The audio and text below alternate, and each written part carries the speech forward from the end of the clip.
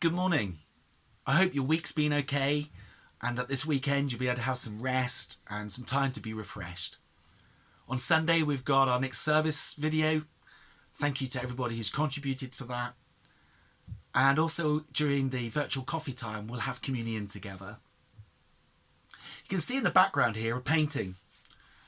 It's one of two that I've got here in the office, and they are paintings of the harbour in the town where we used to live in the southwest of England. The town's called Brixham. It's not a massive town, it's about 20,000 people, but historically it's been a very important fishing port, and there's still a number of trawlers that work out from Brixham even today. It makes a nice little link, if you like, a segue to the story that we had yesterday from Galilee, where Simon Peter and some others were out fishing and they had the encounter with Jesus and he called them to come and have breakfast.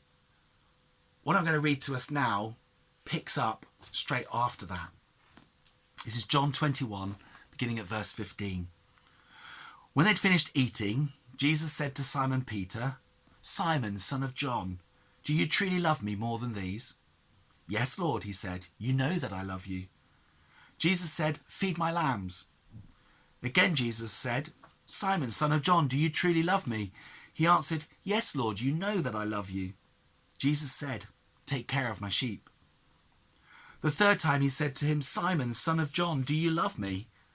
Peter was hurt because Jesus asked him the third time, "Do you love me?"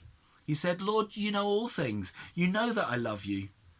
Jesus said, "Feed my sheep.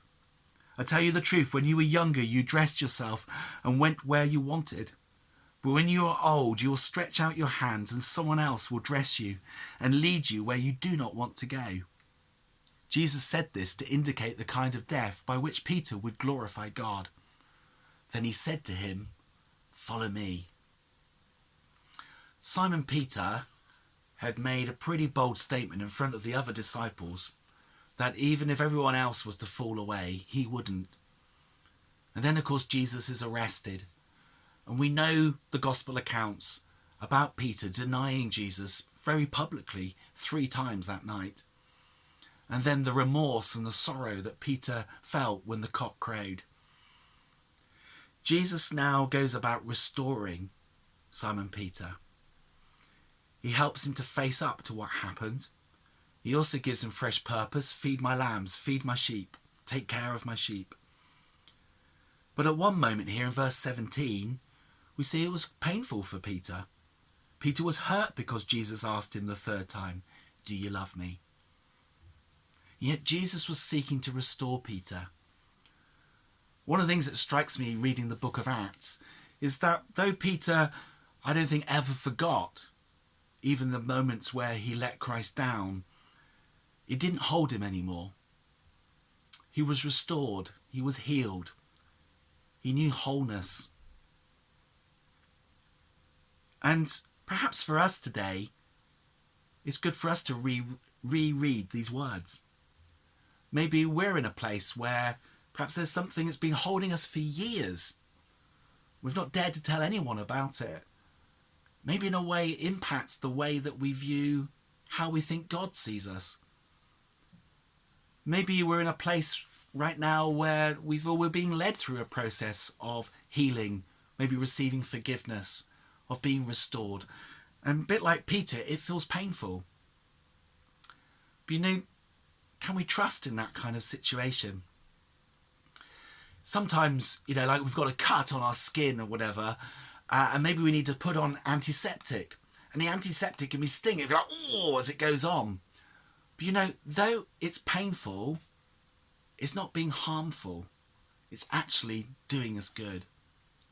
And can we be those who actually trust that when God's at work in our lives, even if sometimes it's painful, it doesn't mean it's going to do us harm. That the Lord can be trusted. Just like here in this passage where Jesus restored Peter, and in the midst of restoring him and giving him a new sense of purpose and speaking about the future, he says these words to him, "Follow me." And likewise to us this day, Jesus says to us, "Follow me."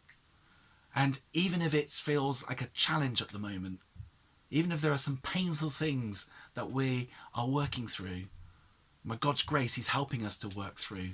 Let's know that we can trust him, that the one who calls us to follow him is the Good Shepherd, and he can truly be trusted.